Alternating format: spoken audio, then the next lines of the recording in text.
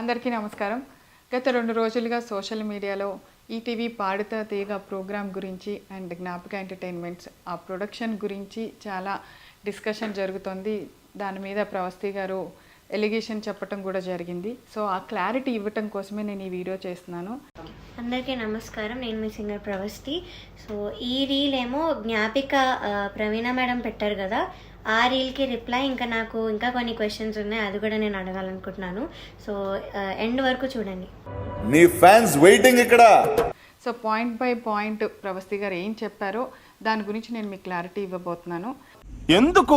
First ఆవిడ మాట్లాడిన దాంట్లో నాకు సాంగ్ సెలెక్షన్లోనే బయాస్ చేశారు. వాళ్ళ ఫేవరెట్ కంటెస్టెంట్లకి ఒక సాంగ్స్ ఇచ్చేవాళ్ళు, నాకు నచ్చని పాటలు, నేను పాడలేని పాటలు అనుకున్నవి చూసి ఇస్తారు అని ఇలా మాట్లాడారు. బట్ సాంగ్ సెలెక్షన్ ఎలా ఉంటుంది అంటే చెప్తాను. మా ETV creative team and Gnapika creative team అంటే అనిల్ గారు అండ్ టీం అందరూ కలిసి వాళ్ళు ఒక 4 జోనర్స్ సెలెక్ట్ చేస్తారు ఎవ్రీ షెడ్యూల్. ఆ 4 జోనర్స్ని మనం కంటెస్టెంట్స్ పిల్లలందరికీ పంపిస్తాము. వాళ్ళందరినీ ఆ జోనర్స్లో మన ఛానల్కి ఉన్న రైట్స్ని ఏ ఆడియో రైట్స్ మనకైతే ఉన్నాయో వాటిలోంచి సెలెక్ట్ చేసి పాటలు ఇమ్మని చెప్తాం, మేము ఇవ్వము. వాళ్ళు ఒక్కొక్క కంటెస్టెంట్ మనకి 6 సాంగ్స్ ఇస్తారనమాట. ఆ 6 సాంగ్స్లోంచి ఇప్పుడు ఒకళ్ళు ఒక స్టైల్ ఆఫ్ సాంగ్ పాడితే రెండో కంటెస్టెంట్కి ఆ స్టైల్ లేకుండా చూస్తాం. అది వాళ్ళు సెలెక్ట్ చేసి పంపించిన 6 పాటల్లోంచి మాత్రమే తీసుకోవటం జరుగుతుంది. సో ఇది ఒక క్లారిటీ. ఈ 6 పాటల్లోంచి మేము ఇచ్చిన పాటని వాళ్ళు ప్రిపేర్ అయ్యి వాళ్ళు రిహార్సల్స్కి వచ్చి అక్కడి నుంచి నోటేషన్లు అన్నీ జరిగిన తర్వాత వాళ్ళు మేము రెడీ అన్న తర్వాత మా షూట్ డేట్ని మేము అనౌన్స్ చేసి షూట్ చేయడం జరుగుతుంది. ఫస్ట్ పాయింట్ సాంగ్ సెలెక్షన్ గురించి మాట్లాడారు కదా మ్యామ్. సో అదేంటంటే మీరు చెప్పారు మేము ఈచ్ 6 సాంగ్స్ ఇస్తామని. సో మేము ఇచ్చాము 6 సాంగ్స్. బట్ ప్రాబ్లం ఏంటంటే మీరు దానిలో 4 సాంగ్స్ క్యాన్సిల్ చేయడం, రిజెక్ట్ చేయడం, మళ్ళీ ఇంకో 3 సాంగ్స్ రిజెక్ట్ చేయడం రైట్స్ ప్రాబ్లం కూడా కాదు, బికాస్ మేము రైట్స్ చూసుకొనే ఇస్తాం లిస్ట్లో. సో అలా రిజెక్ట్ చేసి మేము పంపాల్సి వచ్చింది లాస్ట్కి. బట్ దానిలో మా చాయిస్ ఎలా ఉంది మ్యామ్? ఇంకా అది మీరు సెలెక్ట్ చేసినట్టే అవుతుంది కదా. మేము అన్ని సాంగ్స్ పంపించినా మీరు రిజెక్ట్ చేసి మేము మళ్ళీ దానిలో ఇంకో 3 సాంగ్స్ ఇంకో 4 సాంగ్స్ అని ఇస్తూ ఉంటే మీ దానిలో నేను సెలెక్ట్ చేస్తే how is it or choice? మేము ఎవరికి ఏమి బయాస్ చేసి ఇచ్చే ఛాన్స్ లేదని మీ అందరికీ అర్థమైంది కదా. అంటే పిల్లలు పంపించిన పాటల్లోంచి సెలెక్ట్ చేసి వాళ్ళ పాటని మేము ప్రజెంట్ చేయటం, వాళ్ళు ప్రిపేర్ అయిన పాటని ఫస్ట్ ఆఫ్ ఆల్ రిహార్సల్స్ కూడా ఈటీవీ చాలా స్పెండ్ చేసి వాళ్ళకు ఒక 2 days ముందు మొత్తం ఎక్విప్మెంట్ అరేంజ్ చేసి వాళ్ళ సెలెక్షన్ వాళ్ళు వచ్చి అక్కడ ప్రాక్టీస్ చేసుకొని ఆఫ్టర్ దట్ ఆ పాట షూట్ రోజు పాడేలాగా మనం అరేంజ్ చేయడం జరుగుతుంది. సో ఇంత దాంట్లో జరిగే ప్రాసెస్ని చాలా సింపుల్గా పాట సెలెక్షన్లో బయాస్ జరిగింది అని చెప్పి ప్రవస్తి గారు అన్నారు. సో ఇది క్లారిటీ అండి. ఫేవరెటిజం గురించి మాట్లాడారు కాబట్టి I have a small proof, నేను అది ప్లే చేస్తాను. రాఘవేంద్ర హిట్స్ లో దయచేసి ఓన్లీ డివోర్స్ అన్నమయ్య ఇవే సాంగ్స్ పెడుతున్నారు. మనం అవి కావాలంటే డివోర్స్ ను డౌన్లోడ్ చేసుకుందాము. దయచేసి ఆ సాంగ్స్ కూడా పెట్టకుండా రాఘవేంద్ర సినిమాలో చాలా పాటలు ఉన్నాయి, ఆ పాటలు చెక్ చేసుకొని డ్యూయెట్లు అయినా పర్లేదు అయ్యైనా ఇవ్వండి. సో డివోషనల్ సాంగ్స్ అనేవి మీరు క్లియర్గా విన్నారు, వద్దన్నారు. Then how did one contestant get Paluke Bangaramayera in Raghavendra రావు గారి హిట్ రౌండ్? సో అది కూడా మళ్ళీ కీరవాణి గారి పాటే ఇచ్చారు అదే కంటెస్టెంట్కి. మోస్ట్ ఆఫ్ దిస్ రౌండ్స్ తనకు అదే జానర్ వచ్చింది and only Keeravani sir songs వచ్చాయి. So please explain this. And జానరా గురించి మాట్లాడుకుంటున్నాం కాబట్టి అది కూడా నా దగ్గర ఒక ప్రూఫ్ ఉంది. మీరు అన్నారు 4 రౌండ్స్లో 4 జానర్స్ పాడుకుంటూ వచ్చారు కంటెస్టెంట్స్ అని. బట్ సారీ, నాకు ఒకటే ఒక మెలోడీ వచ్చింది ఇప్పుడు వరకు, అది ఎన్నో రాత్రులు వస్తాయి, అది కూడా డ్యూయెట్లో. అండ్ నేను ముందు రౌండ్స్లో మెలోడీ కోసం రిక్వెస్ట్ చేస్తున్నట్టు కూడా నా దగ్గర మెసేజ్ ఉంది. సో నేను కింద కూడా వేస్తాను, చూడండి. అండ్ ఇక్కడ కూడా నేను చూపిస్తున్నాను. So this is the proof that నేను చాలాసార్లు మెలోడీ కోసం అడిగినా కూడా మీరు ఇవ్వలేదు. So how is it or choice Praveena ma'am? నేను మరీ అంత ఎదవలా కనపడుతున్నారా? ఓ మాదిరిగా కూడా కనపడలేదా?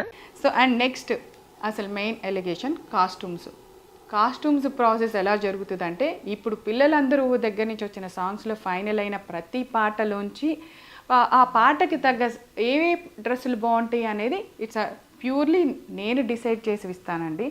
అంటే మేక్ ఓవర్లో ఈ పాటకి ఈ డ్రెస్ వేసుకుంటే బాగుంటుంది అని నేను సెలెక్ట్ చేసినవి ఈటీవీకి పంపించిన తర్వాత ఈటీవీ వాళ్ళు మాకు ఎస్ అండి బాగున్నాయి ఇవి అని చెప్పిన తర్వాత నేను అవి డిజైనర్కి పంపించడం జరుగుతుంది.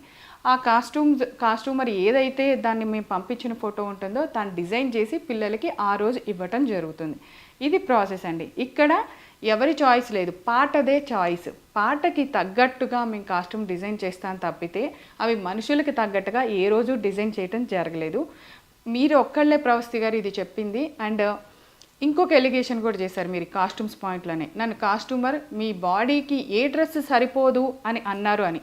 నిజంగా అది తప్పు, అది చాలా తప్పు మాట. ఎవరెవరు బాడీ గురించి మాట్లాడాల్సిన అవసరం లేదు. అది ఎవరి ఇష్టం, దేవుడిచ్చింది ఎవరు కాదనలేము. దానికి మనం ఒకళ్ళు కామెంట్ చేశారని మనం ఊరికే ఉండక్కర్లా, మీరు చెప్పచ్చు అందరికీ. కానీ మీరు ఇది ఎక్కడ చెప్పాలి, మీరు షూటింగ్ జరుగుతున్నప్పుడు సెట్లో అక్కడ నాకు కానీ షో డైరెక్టర్ అనిల్ గారికి కానీ అండ్ అక్కడ ఉన్న ఈటీవీ ప్రొడక్షన్ మేనేజర్కి కానీ మీరు చెప్పాలి బాధ్యతగా ఉంటే. మీరు బాధపడి ఉంటే ఆ విషయంలో మీరు ఆ రోజు చెప్పకుండా ఈరోజు ఆఫ్టర్ ఎలిమినేషన్ వచ్చి నన్ను నా బాడీ షేవింగ్ చేశారు, నన్ను ఈ డ్రెస్సులు వేసుకోమన్నారు, నన్ను ఇలాగే ఉండమన్నారు అని చెప్పారు. ఇప్పుడు ఓన్లీ ప్రవస్తి గారికి ఏవైతే పొట్టి బట్టలు ఇచ్చామో అని మాట్లాడారో ఒక్కసారి 10 ఎపిసోడ్లు మనం ప్రవస్తి గారితో షూట్ చేయడం జరిగింది. ఆ 10 ఎపిసోడ్స్ కాస్ట్యూమ్స్ ఒకసారి చూడండి. ఇక్కడ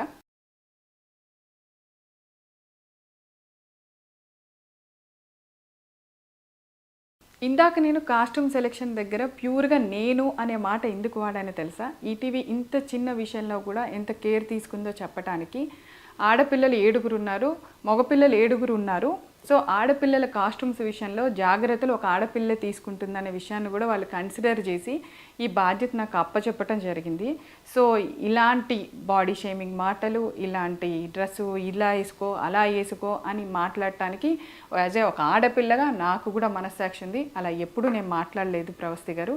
సో మీ మనస్సాక్షికి తెలుసు అనుకుంటున్నాను ఆ విషయము. అదేంటంటే అంత బీపీ వచ్చింది పోతారేమని భయపడ్డాను. అవుట్ఫిట్స్ గురించి మాట్లాడారు అండ్ సాంగ్స్ కి తగ్గట్టు ఇస్తామని అయితే చెప్పారు. బట్ నాంపల్లి స్టేషన్ కాడి ఇది సాడ్ సాంగ్ మ్యామ్, అంత సాడ్ లిరిక్స్ ఉంటుంది, వీడియో కూడా చూడండి. సో ఐ డోంట్ థింక్ నాంపల్లిలో డిస్కో డ్రెస్ వేసుకొని చమ్కి వేసుకొని అయితే లేరు. సో కనీసం వీడియోలో ఉన్నట్టు కాకపోయినా కనీసం ఒక క్లాసీ అవుట్ఫిట్ ఇవ్వచ్చు, కానీ అలా ఇవ్వలేదు. అండ్ ఫోటోకి రియాలిటీకి చాలా తేడా ఉంది నాంపల్లి స్టేషన్ కాడి డ్రెస్. సో నేను అది అడిగినప్పుడే నాకు బాడీ షేమింగ్ చేయడం జరిగింది. ఆ ఫోటోలో ఉన్న అమ్మాయి బాడీ వేరు, నీ బాడీ వేరు, నీకు ఎలా ఇస్తామని అన్నారు. అండ్ అక్కడే ప్రొడక్షన్ హౌస్, మీ జ్ఞాపిక ప్రొడక్షన్ హౌస్ వాళ్ళే ఉన్నారు అండ్ వాళ్ళు కూడా అన్నారు. సో ఆ పాయింట్ మీ వరకు వస్తుంది అని తెలిసే నేను మీ వరకు రాలేదు, ఇదొకటి. అండ్ ఆ డ్రెస్ వేసుకొని నేను మీ దగ్గరకు వచ్చాను కూడా, అన్కంఫర్టబుల్ ఉండింది కాబట్టి. ఆ చమ్కి గుచ్చుకోవడం, ఇక్కడంతా సెక్వెన్స్, ఇంకా బెల్ట్ ఇలా టైట్గా ఉండడం, సో సాంగ్కి కూడా సూట్ అవ్వదు మ్యామ్ అని మీ దగ్గరకు వచ్చాను. అని మీ మనస్సాక్షికి తెలుసు. సో వస్తే మీరు లేదు చాలా బాగుంది, అలా ఏం కనిపించలేదే, కెమెరాలో బాగుంటుంది అన్నారు, కానీ నాకు అన్కంఫర్టబుల్ ఉంది అన్న మాట అయితే మీరు పట్టించుకోలేదు. సో అది సూట్ అవ్వదు మ్యామ్ అని మీ దగ్గరకు వచ్చాను. అని మీ మనస్సాక్షికి తెలుసు. సో వస్తే మీరు లేదు చాలా బాగుంది, అలా ఏం కనిపించలేదే, కెమెరాలో బాగుంటుంది అన్నారు, కానీ నాకు అన్కంఫర్టబుల్ ఉంది అన్న మాట అయితే మీరు పట్టించుకోలేదు. సో అది డిసప్పాయింట్ అయ్యవా? సర్లేండి, ఎమోషన్లు ఎక్కువ మాట్లాడారు, జాగ్రత్త. ఇప్పటి వరకు పాడుతా తీగ చరిత్రలో అట్లీస్ట్ ఒక స్లీవ్లెస్ అనే డ్రెస్ వేయటం కూడా జరగలేదండి. అది చెయ్యం మేము, ఎందుకంటే పాడుతా తీగకి ఒక హిస్టరీ ఉంది. ఏ ప్రోగ్రామ్కి లేనంత చరిత్ర ఆ ప్రోగ్రామ్కి ఉంది. దాన్ని ఎవరూ తక్కువ చేసుకోవాలని అనుకోము. అండ్ ఈటీవీ నాకు ఇచ్చిన ఈ అవకాశాన్ని నేను ఏ మాత్రము దాన్ని ఒక్క విషయంలో కూడా ఇలా ఉండవు అనమాట. పాడుతా తీగ షెడ్యూల్ అంటే మా టీం అందరూ ఎంత అలర్ట్గా ఉంటారో మాకు తెలుసు. అండ్ బాలు గారు ఉన్నప్పుడు చాలా బాగుంది, ఇప్పుడు ప్రొడక్షన్ రాగానే, ఇప్పుడు వీళ్ళు రాగానే చెడిపోయిందని ఒక ఎలిగేషన్ కూడా అన్నావమ్మా. మేము బాలు గారు ఉన్నప్పుడు కూడా జ్ఞాపిక ఎంటర్టైన్మెంట్స్ ఆయనతో అసోసియేట్ అయ్యి కొన్ని సీజన్స్ చేయటం జరిగింది పాడుతా తీగ. అండ్ బాలు గారితో మేము స్వరాభిషేకం కూడా అసోసియేట్ అయ్యి చేయటం జరిగింది. సో బాలు గారితో మాకు ఒక అసోసియేషన్ ఉందమ్మా. ఆయన కూడా అనిల్ గారి డైరెక్షన్స్కి మార్కులు వేశారు, చాలా బాగుందన్నారు. ఆయనతోనూ మేము కలిసి పనిచేసాం. పాడుతా తీగ విలువలేంటో ఆయన మాకు నేర్పించారు, మేము చేసాము. అండ్ లాలూ దర్వాజా లస్కర్, సో ఈ సారీ మ్యామ్ 5 times వేయించారు, 5 times ఇప్పించారు. కట్ చేస్తూ వచ్చారు పెద్ద లెంత్ సారీ అని. సో అది చేస్తూ నేను మళ్ళీ రిహార్సల్ చేసుకొని వచ్చి it was very very exhausting. So అదొకటి. అండ్ ఇక్కడ ఇంత గ్యాప్ కనిపిస్తుంది ఆ శారీలో, ఈ ఫోటోలో అంత తెలియట్లే కానీ ఇంకా గ్యాప్ ఉండింది స్కిన్ కనిపిస్తూ. And I was very conscious, నాకు నచ్చదని కూడా చెప్పాను, చాలా అన్కంఫర్టబుల్ ఉందని చెప్పాను. అండ్ ఇలా టైట్గా కట్టి ఇక్కడ పిన్ పెట్టారు పక్కన, అది కూడా చెప్పాను అన్కంఫర్టబుల్ ఉందని, కానీ ఎవ్వరూ వినలేదు. అండ్ ఇంకొకటి ఏంటంటే నేను పొట్టి బట్టలు అనలేదు మ్యామ్, అస్సలు అనలేదు, పొట్టి లంగాలు అన్నాను. అది మీరు ప్రతి ఎపిసోడ్ ఎన్నిసార్లు చెప్పినా కూడా పొట్టిగానే కుడుతూ వచ్చారు. అండ్ బొడ్డు కింద కట్టుకోమని అయితే చెప్పారు. అండ్ ఇంకొకటి ఫోర్త్ది జడ్జెస్ గురించి. అసలు జడ్జి అంటే అర్థం ఏంటి చెప్పండి? జడ్జి అనే వర్డ్కి మీనింగ్ ఏంటి? వాళ్ళు అక్కడ కూర్చుంది ఒక జడ్జి అనే స్థానంలో, ఒక తీర్పు ఇచ్చిన తర్వాత దాన్ని అపోజ్ చేయటానికి నేనెవరు, మీరెవరు, ఇంకొకళ్ళు ఎవరు? ఫర్ సపోజ్ ఎగ్జాంపుల్, ఏదైనా ఒక కేసులో ఇది జడ్జిమెంట్ ఫైనల్ అని చెప్పేసిన తర్వాత నేనేం చేయలేదు, నేను నిరపరాధిని, జడ్జిమెంట్ రాంగ్ ఇచ్చారు, ఆ జడ్జి తప్పు చేశారు అంటే కుదురుతుందా? ఇదేంట్రా అయితే? అరే నీ అబ్బా, అరే నువ్వు నిప్పు, నీ అబ్బా జఫా. ఇట్స్ లా ప్రకారం వెళ్తుంది. సో ఇక్కడ జడ్జిమెంట్ కూడా ప్రతిదీ మీరు పాడిన పాటలకి వాళ్ళు ఇచ్చిన జడ్జిమెంట్ ఒక మార్క్ షీట్ మా దగ్గర ఉంటుంది. ఆ మార్క్ షీట్లోంచి మేము అన్ని టోటల్ చేయగా మేమేమి మిమ్మల్ని ఒక ఎపిసోడ్కి ఎలిమినేట్ చేయాల, 2 ఎపిసోడ్కి ఎలిమినేట్ చేయాల, 4 ఎపిసోడ్స్కి ఒక ఎలిమినేషన్ జరుగుతూ ఉంటుంది. ఆ 4 ఎపిసోడ్స్ అంటే మీరు 4 పాటలు పాడుంటారు, 4 జోనర్స్లో ఉంటాయి. ఆ 4 జోనర్స్లో మీకు వచ్చిన మార్కులు టోటల్ చేసిన తర్వాత మాకు జడ్జెస్ నుంచి ఆ మార్క్ షీట్ వచ్చాక జస్ట్ మేము అనౌన్స్ చేయటం తప్పితే ఇందులో ఎవరికి ఎటువంటి రైట్ లేదు, ఈవెన్ ఇంక్లూడింగ్ ఈటీవీ యాజమాన్యంతో సహా. జడ్జెస్ ఇచ్చిన మార్కుని మేము అక్కడ ప్రజెంట్ చేయవలసిందే. ఇది ఫస్ట్ రూల్.